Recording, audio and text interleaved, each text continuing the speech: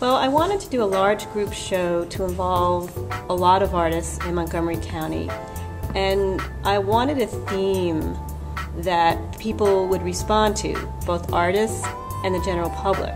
So food is universal.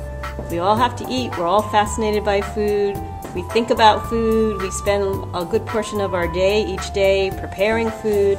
So I felt that that was a really rich topic to explore. And it also connects to Montgomery's agricultural history. As a county, primarily Montgomery County was farming land. Can you explore some of the individual artists and their themes and how they kind of tie together with the different ideas based in seeing food? There are several themes in this exhibition, and I think probably when you think about food and art, you think still life. And traditionally that's been a very consistent art form if you look back, say, at the history of Western painting. And we do see that as a theme in this exhibition, but I think it's still life with a modern twist. So for example, Joyce Jewell's pieces, where she's using digital technology and sort of a collage sensibility to juxtapose food elements with architectural elements and with light and shadow to create a still life about a moment, more than an intimate portrait of fruit or flowers or vegetables.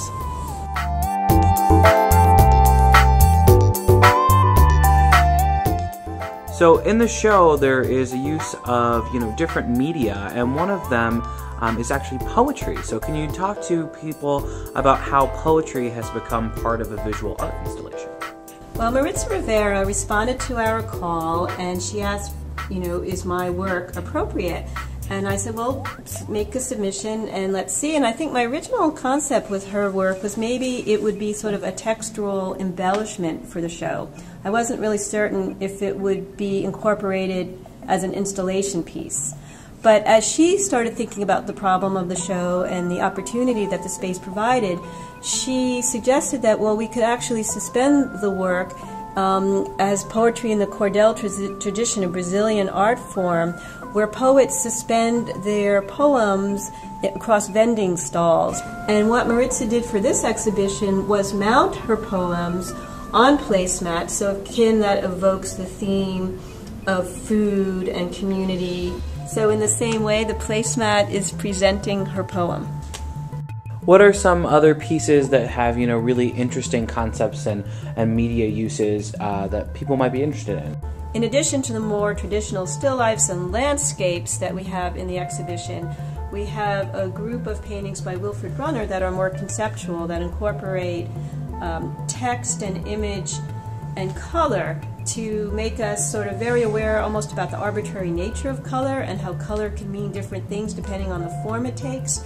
And he also makes us think about hunger in a different light. His one painting called Not That Far From Hungry is inspired by a Neil Young song, and it's really about how artists are often exploited. Another series in the exhibition that I think is really interesting is a group of 8 digital images by Veronica Hunter, and she calls these pommes de terre appétit, numbered 1 through 8.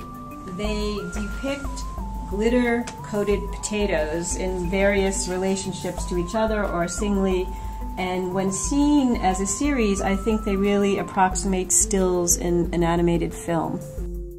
We have some traditional works that are watercolors, we have colored pencil, we have quite a few groups of quilted pieces, and if you look closely at them, you'll see that each artist really used a different technique.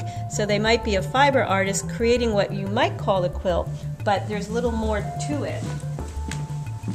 So it's not just necessarily a one process. So even just looking at the fiber pieces, you'll see a variety of approaches. And the other very unique submission is the video, the documentary video called Clementina's Sunday Dinner that Mark Pagan did. And in this video, he explores the connection between food preparation and family.